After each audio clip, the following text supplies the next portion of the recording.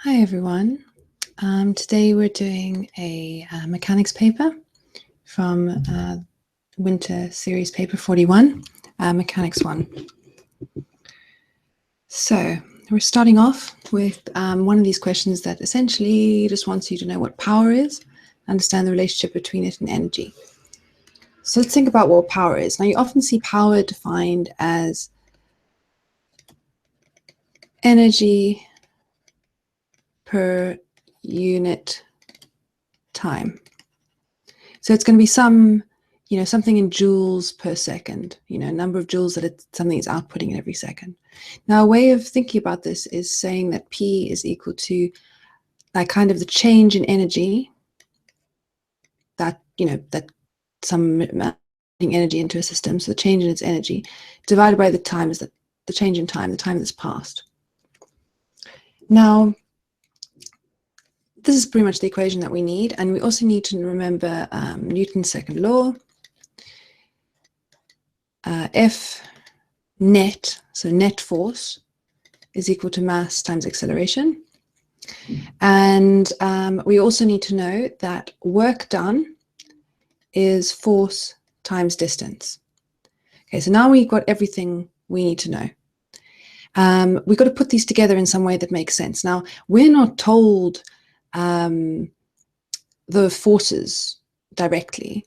We're told energies, we're told masses, and we're told acceleration and velocity. We're not told any kind of distance. We're asked to sort of evaluate this in general, because it's a constant rate of power output of the engine. So it doesn't matter where you are or how long you're going, but we got to kind of get rid of this distance because we have no way of finding out the distance. So we just look at this and we realize that acceleration, if it's constant, is equal to delta V over delta T. And therefore, and let's just write this as energy, or delta E is force times distance. Well,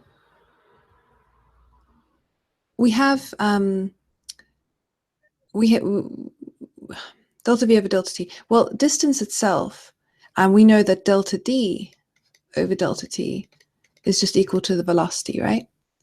So therefore, the distance is equal to V delta T. And we've seen this in this is only valid in constant acceleration, but we've seen this in constant acceleration, right? And constant velocity. So the force exerted by the engine is going to be equal to the work done by the engine divided by the distance traveled, right? That's just this equation. Well, you can just multiply this by time over time, and then bring this here and that there, and you get the work done by the engine divided by time times time over distance. Well, this is just the power, and this is just 1 divided by the velocity. So, divided by the velocity. So it's 1 over velocity. It's upside down velocity. Well, so this is just P over V, right? So that's the force of the engine. Now the net force is therefore the force of the engine minus MA. Because there's going to be a certain amount of force net, sorry, not force net, the resistance force. So this is going to be this is the net force, this is the force given by the engine, so the resistance force is like the difference between them, the amount that was wasted on or dissipated by fighting this resistance. So that's going to be equal to P over V minus MA. And you just plug in your values and you'll get the value that you need to find the resistance. Okay, a ramp question. Now, as always with ramps, the first thing you need to do is resolve the gravitational force along the axis of so an axis like this, along the slope of the ramp. So we imagine a force acting downwards like this, and we say, okay, that means that we can imagine a triangle like that, and there's some component mg, and so this is mg over here, and this angle 30 here is the same as that angle. So just remember that as a shortcut. Like, don't worry about, so you can, you know, if you forget which angle it is, you can definitely do it by using alternate angles and stuff like that. But right now, if the important thing is speed, just remember that if you draw this sort of mini triangle, that's the 30 degrees there. So this is going to be mg cosine 30. I don't know why I did that with 3. And this is mg sine of 30. Okay, so I did that before I did anything else. And you can do this exact same thing for all the other forces. You just got to resolve them along the. So the one on A is already resolved along this axis here. Like, you know, it's already completely up the ramp, which is what we've defined the x-axis. So we don't need to do anything with that. You will need to do something with. So let's first look at block A. What do we have? Well, we're told that it's held in equilibrium at first. And that means that all the forces must be balanced. So what forces do we have? We obviously have this 18 newtons. We have the two components of the weight. And we also have some reaction force, right?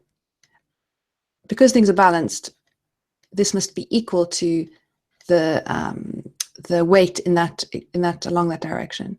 Otherwise, I mean, look at it. Otherwise, the thing would move either off the ramp or through the ramp. Like, the fact that it's not moving along this direction means that the forces must be balanced in that direction.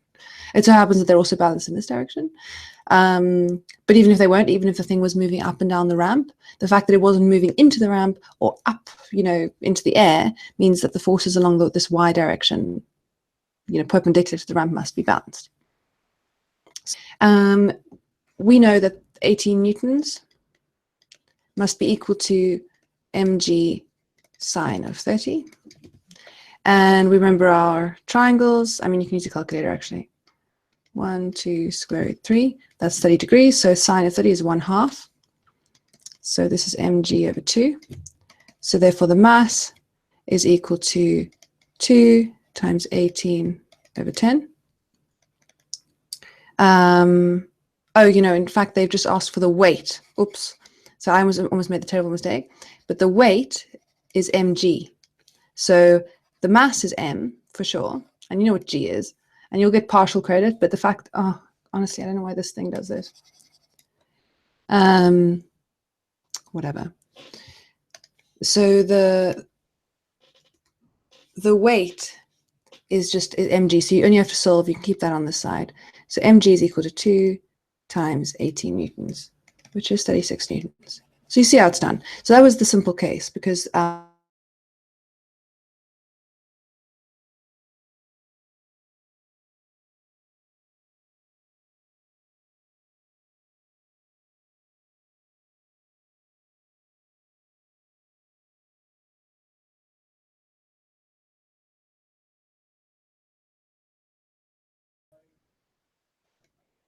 so we're just going to draw like this is mg with the mass of b. So if this is 30 degrees, then now if we imagine that this thing has this 18 newtons, we're going to resolve this as well along the components. Wait, okay, so let's do the weight first. So we know that if we resolve the weight in parallel and perpendicular to the thing, that this is 30 degrees, right? So I will mark that's 30, that's 30. And now let's do the 18 newtons. So it's going to have a perpendicular force acting like so, and also a parallel force to the ramp acting like so with a right angle between them. Well, what is 30? Well, you can see from alternate angles that is the 30-degree angle. So we can now balance things in the same way that we did before. So we know that this guy is going to be 18 cosine of 30 degrees. And that's going to be equal to mg sine of 30 degrees. So mg is equal to 18 over tan of 30 degrees, because sine over cosine is tangent. And we see that for 30 degrees, the tangent is 1 over square root 3. So this is 18 over square root 3. Oh, sorry, that's the tangent is 1 over square root 3, so 1 over the tangent is just square root 3. Oops. And you can work it out. So that's always the secret with these ones. Resolve everything along the ramp. Be careful, just make sure you get where the angle is correct. And if it's in equilibrium, they balance. If they're not in equilibrium, you will get some net acceleration, some net force, which will induce acceleration. But it's exactly the same reasoning. The fact that you can resolve the forces along perpendicular axes and that those directions are completely independent. The forces acting up and down the ramp, the part of the weight that was acting up and down the ramp and the part of this force that was acting up and down the ramp, they are complete. It has nothing to say about whether the thing is moving into the ramp or out of the ramp or bouncing around. It's only about its movement along this direction. So the fact that you can do it individually, and maybe if there was friction involved, you would need to start using these, the y-axis, the perpendicular to the ramp axis stuff to work out, the reactant force and therefore how much friction there is and so on and so on. But this one was quite straightforward. More ramps. They do love ramps. Okay, so here we go. Here's one with friction. So we've got a single block, but two different situations. At the initial one, it's at rest. So the thing is with friction is you don't know what direction, if the thing is sitting still. So friction always acts against the motion. It always acts to counteract whichever way your velocity is going. So when the thing is moving, you know which way friction is acting. It's always acting opposite to the direction of movement. But when you have a situation where the thing is at rest because friction is sort of keeping it there, then you're not sure. You have to actually work out where it would move if friction wasn't there first. And then you decide that which way friction is going to go. So we have a block of sitting at rest in the plane. So what forces do we have acting on it? Well, we have its weight, which again has these two components, and that's 30. We have the reaction force. We have this force from someone is doing that. And we're also going to have the friction force, but we don't know which way the friction force is acting. Because maybe the thing is super, super heavy, in which case, without friction, it would move downhill, even though this other force is acting on it. Or maybe it's super, super light, and then otherwise it would be moving uphill, because the weight wouldn't be enough to drag it down. So we don't know until we test it. So without friction, I'm being super, super careful here, but I think it's good to emphasize and to be careful because you don't have time to waste getting incorrect answers and thinking friction is acting the wrong way. So without friction, the net force moving up and down is going to be 7.2 newtons up minus mg sine of alpha down.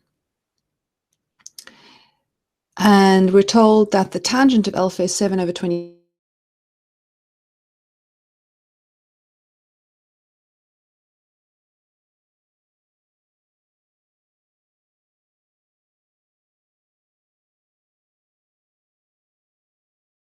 So therefore the sine of alpha, because remember saying that the tangent of alpha is this rational number means you can just build this triangle and you know that any triangle which fits, which has the tangent of alpha being 7 over 24 is is congruent to this triangle. So we can extract any of the trigonometric functions from this. The ratios will be the same, even though maybe this wall is like 500 meters high or whatever. It doesn't matter. The ratios will always be that of this triangle. Once you have one trigonometric function, you know all of the others. So the sine of alpha is going to be equal to 7 over 25. So this is equal to 7.2 minus mg, which is 7.5. Remember, mg is the weight, m is the mass. 7.5 times 7 over 24. And you will find that this is greater than 0. Greater than 0. So that means that the net force is actually acting uphill. Yeah, makes sense? So even though there's weight pulling it down, the fact that alpha is actually quite small, relatively, means that most of its weight is actually acting into the ramp. Like only some of the weight is acting in this direction, fighting this force. So if friction wasn't there, then this thing would, in fact, we can find that it's equal to 51 over 10, which is definitely greater than 0, 5.1, in fact. And therefore, friction, well, force of friction must be exactly counteract that at this point because it's at rest, right? So the force of friction must be 5.1 newtons. Well, what is the formula we know for the force of friction? We know that F is equal to mu R, where R is the reaction force. And remember, R is just always going to be what is required to stop this thing moving in this direction, because it's balanced, because otherwise it would be going into the ramp or up into the air. Well, the other component, the thing that's holding the ramp down, is mg cosine theta, cosine alpha. Cosine of alpha, well, we can go back to the triangle and say it's going to be 24 over 25.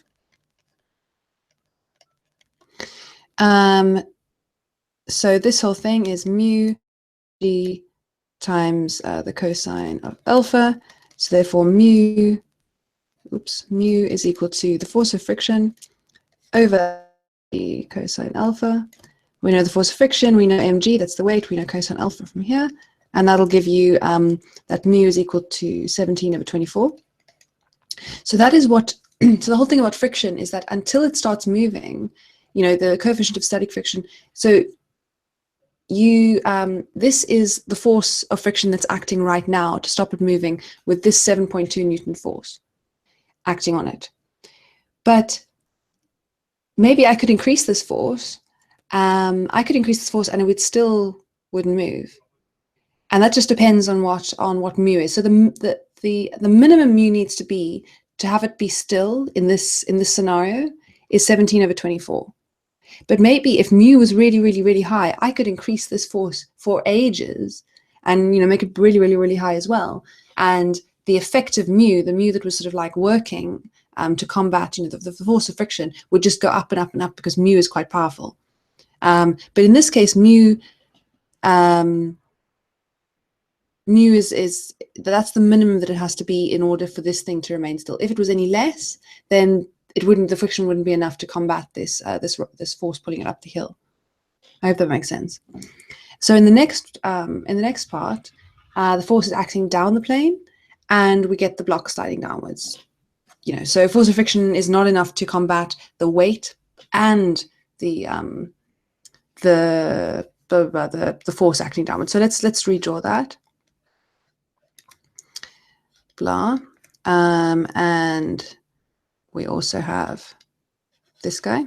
So let's look at the forces acting like that. So the net is whatever that force was, 7.2 newtons. Oh, so we have friction going like that because we already know now the net force acting downwards is 7.2 newtons plus mg sine of alpha minus the force of friction. So now this thing will be, so the net force will be positive if the thing is moving downhill, which it is. So let's say we think of the minimum scenario for it to start moving downhill, like the point at which it just starts to move. So basically where the net force is essentially 0, but is just about to be non-zero, if you understand what I mean, because this is equal to ma. So the acceleration, maybe when the acceleration is not quite kicking in, but just before it does, so it's about 0. And then let's find out what the force of friction is in that case. The force of friction would then be 7.2 plus 7.5. Sine of alpha was whatever it was, 7/25.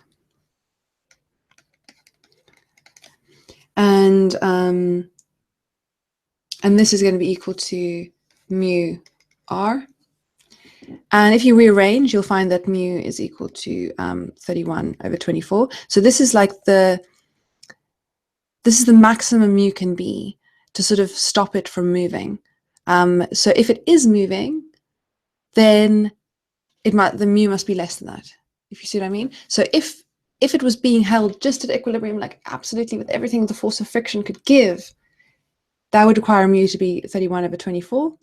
The fact that it is moving means that it must be at least just even a tiny bit less than that. So I hope that makes sense. Okay. Question 4. So we've got some situation here where you have a point A, a point O, and a point B. And you have these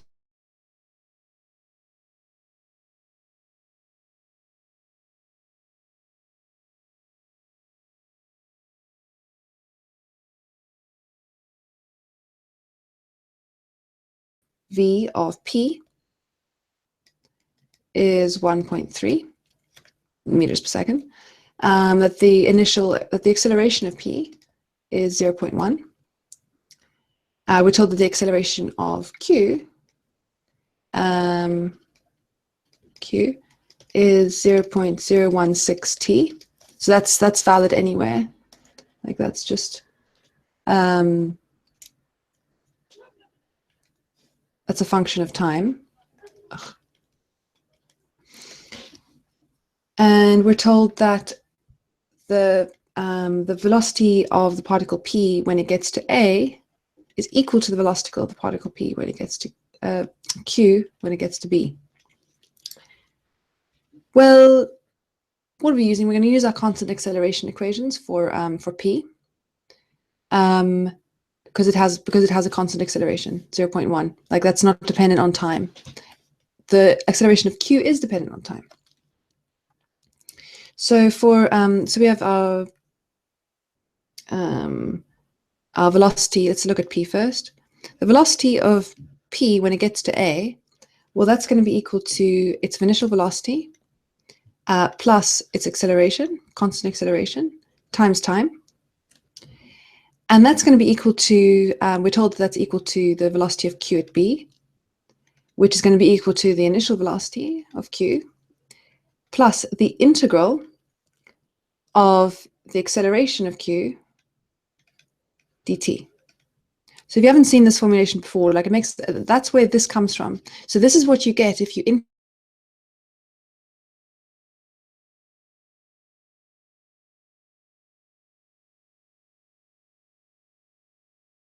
dt. We have some limits of integration, so we don't need to worry about constants. So the limits I'm thinking of are 0 and 20. So we have that, we just rearrange V naught Q is equal to V naught P plus A naught PT minus, and then this thing is 0.016 T. So that's got to be 0.016 over 2 T squared, between 0 and 20. And you will get that this is 0.1 meters per second. And now you've got to find the distance A to B. Well, we know that the particle P is traveling at, so that was question 1. So now the distance AB, we know that particle P is traveling at a constant. Well, let me just tidy this up a bit. Blah, blah, blah. good enough, still visible. Okay. So that was question 1. Question 2. Well, we know that, we know the particle P is traveling at constant acceleration, so it's really easy to work out the distance from O to A, right? So AO is just equal to V naught of P times T plus 1/2 A naught P T squared. So this is the formula for a distance traveled. So with the initial velocity times time plus 1/2 times the acceleration times time squared, which is constant. This is the formula for finding out the distance. And you'll get 46 meters. Okay, so that's no problem. Exactly the same thing there with this integration, right? I mean, maybe, let me just show you quickly what I mean. And this is worth knowing, really, because it gives motivation to all of the constant acceleration equations. But just think about it. Okay, S is equal to V acceleration. Well, this is equal to dv dt, right? So if we use separation of variables, we get that dv is equal to a dt. So the integral from 0 to v, and here from 0 to t. So this means that v of t is equal to, and in general, this acceleration will not be constant. So this is going to be the integral of a of t dt from 0 to t, or from any, so this is the general expression for the velocity.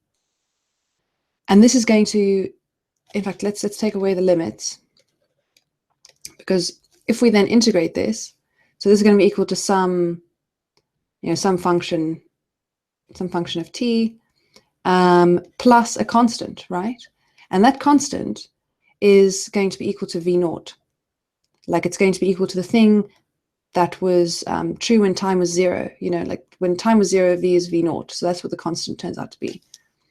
And the same thing happens with the distance. So v itself is ds dt, where s is distance, because I want to go dd dt.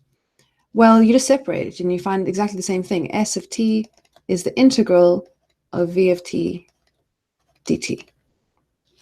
And this might well enclose that integral as well. So if you want to see the constant acceleration equations, let's assume that acceleration is constant.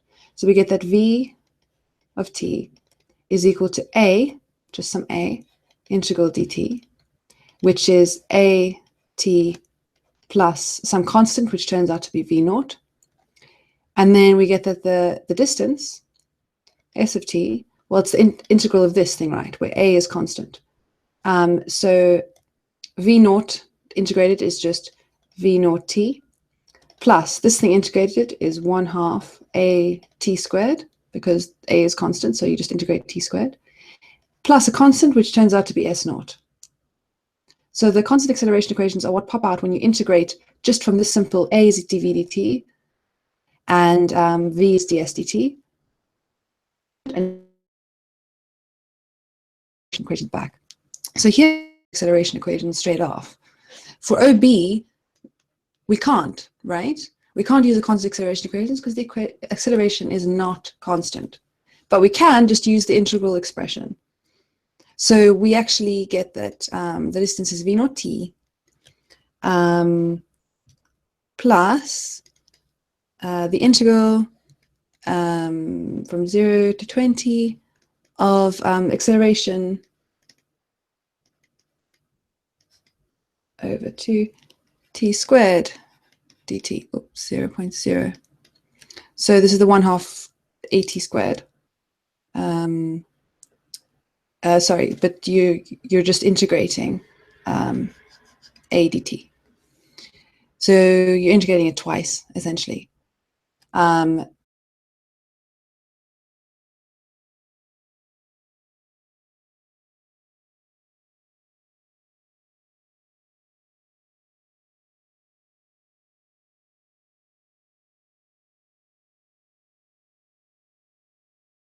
V0 t, and this thing is just going to be sort of 0.016 over 2, and this thing integrated is going to be 1/3 t cubed, so on, limits 0 to 20.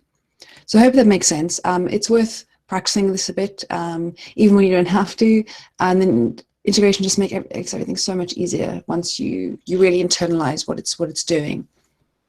And you can always rederive any of the constant acceleration equations, if you can't be bothered to remember them. So yeah, that will get you the answer. Okay. Question 5. So this question has friction in it. So again, we're going to look at what happens without friction first. That tells us which direction friction is acting in. So it's resting in limiting equilibrium, so everything's still, so we can use facts like that. But let's say without friction first.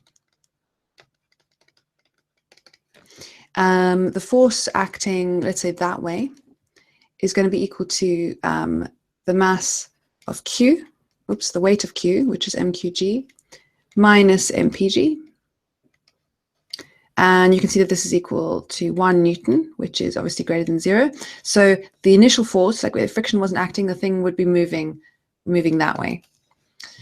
So therefore, the force of friction must act that way, and be equal to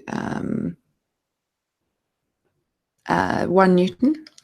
And this is equal to mu r, which is mu mbg.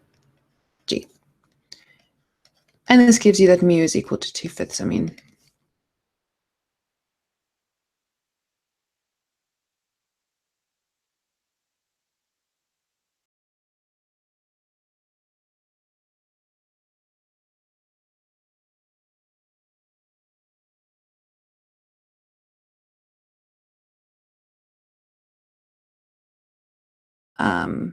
in the part PB of the string. So we have the situation. I'm going to look at 2 different little systems. So first, let's look at this system. So these are the forces acting on P. So we know that T, say, let's imagine that the positive force is acting that way. So the force downwards is equal to mpg minus T, and this is going to be equal to mpa. But what about B? Well, B is like this, and it's just got the tension acting that way. It's got mbg acting this way, but that doesn't make any difference to its motion because it's at the so the force acting that way is equal to just the tension, and that is equal. Oh right.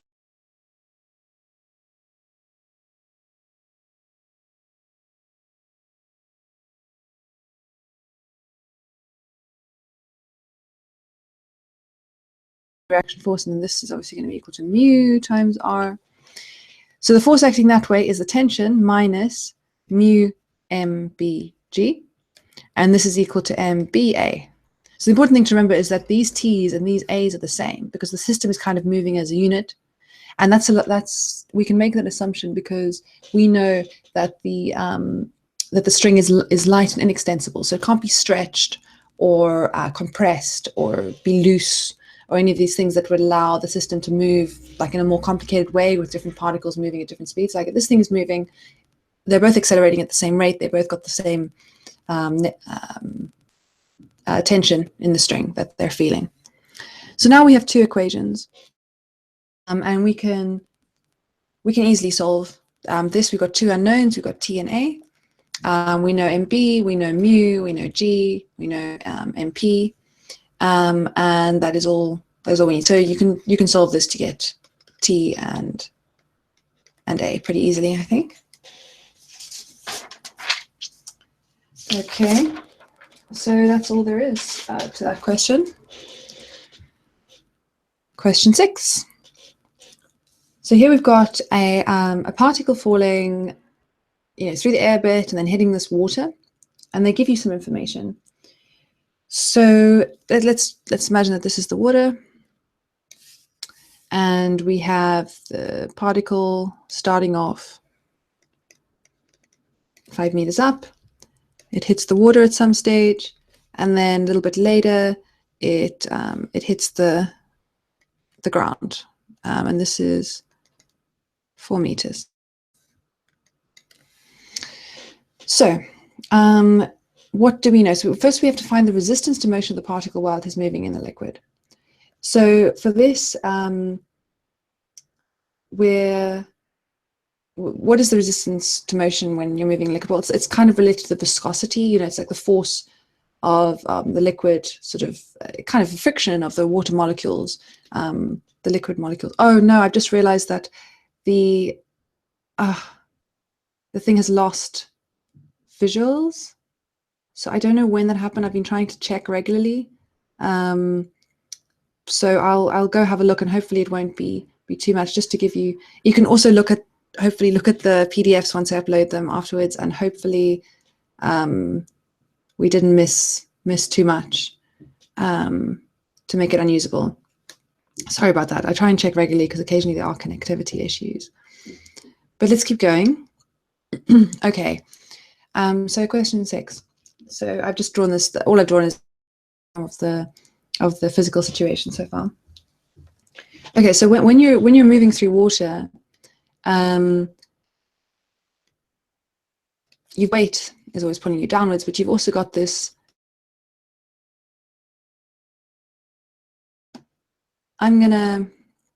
Oh, has it lost it again? No. Okay, it's there. So the resistance is just, comes from the viscosity. It's, all the water pushing against you. So the net force is equal to mg. Oops. So yeah, net force acting downwards is mg minus the resistance, and this is equal to ma.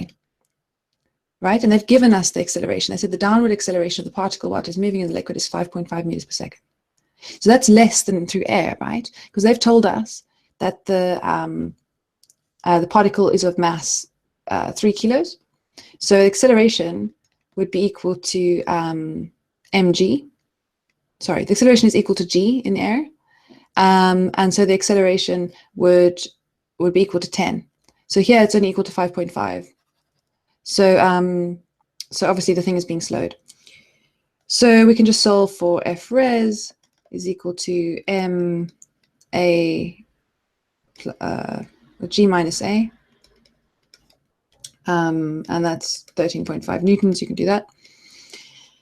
So that was a pretty straightforward question. Now they're asking for the velocity time graph of the motion of the particle. So that'd be worth spending a little time thinking about what's happening. So they've told us at the first part that there is no instantaneous change in the speed of the particle as it enters the liquid. Now, this wouldn't be true in a physical scenario, right? You would have like a sudden deceleration. But what they're saying is basically that it's moving with some acceleration g, through the air, and that when it enters the water, it just becomes a constant other value. So normally in a physical situation, you would have like a sudden deceleration when you hit the water, and then you would also have, some lesser acceleration. Your acceleration would be cut down because of all the resistance force once you're there. But you would have this like sharp deceleration. You felt it. You jump too high into a pool, it's gonna hurt, and it's because you're suddenly decelerating. But in this scenario, they're making it a bit simpler. So let's think of the 2 points. So in the air, what do we have? Well, v naught is 0. Initial velocity is 0. Acceleration is constant and is equal to g. And so our thing is going to sort of look like that. Remember that in a velocity time graph, the acceleration, which is equal to dv dt, well, that's just the slope of a vt graph. So you get used to this. Velocity itself, well, that's just the slope of a distance time graph, because velocity is ds dt. But in this case, you've got a constant acceleration. That means constant slope, straight line. In the water, well, V naught is suddenly is whatever this thing was here. So it's like V prime. So V naught is equal to V prime. There's no sudden sudden change in velocity. So if there was a sudden change in velocity, you'd have this thing going here, and then it would just jump. So sorry, it would at this time it would jump over here, or sorry, it would jump down. So there would be a kind of a weird spike, like so. But that's not. There's no jump. So the thing will continue exactly from that spot. Here there would be novel values. I don't know what's wrong with it. It would go to this value, and then it would just at that time it would jump down there and then continue. So that's not that is not what is happening. So V naught is equal to V prime in the water, and the acceleration is equal to 5.5, which is less than g, right? That's an important point. So again, you've got starting from some here, and you've got it with a constant positive slope. So remember, this is a positive slope. And here it's also still a positive slope, but it's less, it's less of a slope than g. So what that means, it's a shallower line. So that's what our graph will look like. It'll be going up at g, and then at some time, it'll just kind of get flatter. And that's all you need for this question. 7 marks in the bag. I think that what they're really testing is that you're familiar with the idea of velocity time graph and the fact that acceleration is the slope. And also the fact there's no discontinuity. It's not jumping, it's just leaving off. It's just now accelerating less fast. Okay. Last question. We're on a slope, as usual, and we're asked to like make judgments. So this is one of the cases where you shouldn't use kinematics or anything like that. Don't look at forces, look at energies. Conservation of energy is your friend for these kind of questions, because you're not asked about any time or to balance forces or anything really. You can just use conservation of energy. So let's think of what's the difference in situation between A and B. So let's think of the change in kinetic energy from A to B. So you can see that there's going to be less, right? So it's 1/2 m vb squared minus va squared, because kinetic energy is just all about the velocity, and the velocity has gone down, so it's going to be minus 1800 newtons. And let's think of the change in potential energy. Well, that's obviously going to have increased because you've gone up. So that's going to be mgh. Let's assume that A is at height 0. So just you can think of it as mghb minus ha, but the height of A is 0. And they're told we're told what the difference between height of B and height of A is. And so we can get this, and it's a lot. So we've gained all this potential energy. So energy has been put into the system, right? We've gained net energy, because obviously it's much more than we've lost in kinetic. So where does this come from? This has come from the person pulling. So we're told that there is some resistance force. So there's the force that's been applied over this distance. The work has been done on the system by this person pulling the block. But some of that work has gone into raising the energy of the system. So you can see that the net energy is a gain, and that's come from the work done. But some of the work done has also gone into dissipation via friction, basically, the resistance to motion. So some of it has been used up in that. So work done, the work done on the system is going to be equal to the change in potential energy plus the change in kinetic energy. So this is the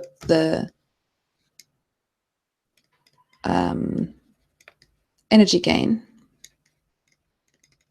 minus the work done against resistance. Well, what is the work done against resistance? That is going to be, so at every point here, he's going to be doing some work, and the resistance is acting like so. So work W is equal to F times force times distance, that is about when they're acting in the same direction, right? So we're just talking about this component of the force, 50 cosine alpha.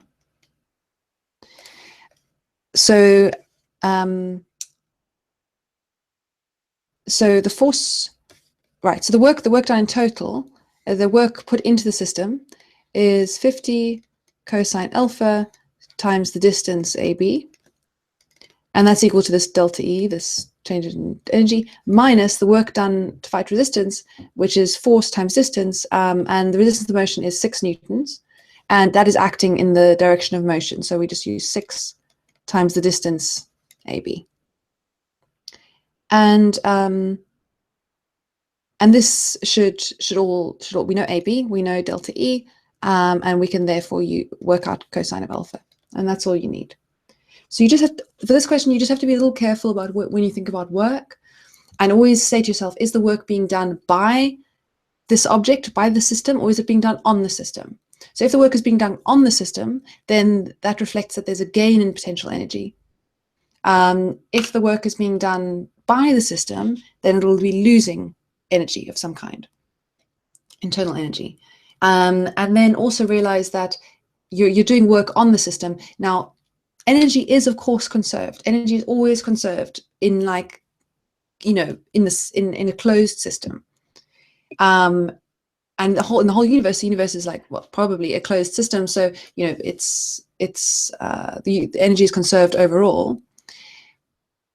But you also have this dissipation, which, you know, at first seems like, surely that means energy isn't conserved, but really, if energy is dissipated into the ground, if you looked at the whole system as including the ground, then the gain of energy from the energy that the ground gains would be equal to the energy lost by the box, and so everything would bounce and would end up being like zero change in energy.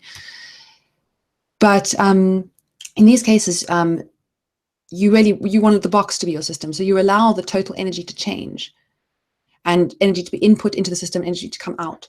And here the input was the force of the box, and the work done by the force exerted on the box, which is the work done by this guy pulling. And we were only thinking about stuff along the line of the ramp, right? We weren't thinking about up and down, and that's because all of the work that's done in this, so work is only defined along a certain direction. So we were just talking about work done moving the box up and down the hill. Of course, there was work done. Well, there was no work done, but there was energy exerted on the box in this direction as well. But all that did was basically lower the weight of the box, because it was sort of balancing a bit of the weight pulling into the thing, and that did no work because the thing didn't actually move. All it did was sort of make it lighter. So if you were told, so in a more complicated question, they would tell you that the resistance to motion is equal to, you know, the force of friction, and they would just give you mu, and you know that the force of friction is mu r, and then you would have to notice that r was changing as you lifted the thing a little. The sort of reaction force needs to be less to combat the thing, even though the thing isn't moving up and down. The reaction force is less because you'd have 50 sine alpha plus r. And that whole thing would need to be equal to the force into the thing, and then blah, blah, blah. But in this question, it's just a constant resistance to motion, even though, you know, they tell you exactly what it is, so you don't need to worry about it. I hope everything was clear. Sorry about the technical difficulties, and I really hope it didn't last too long. And let me know.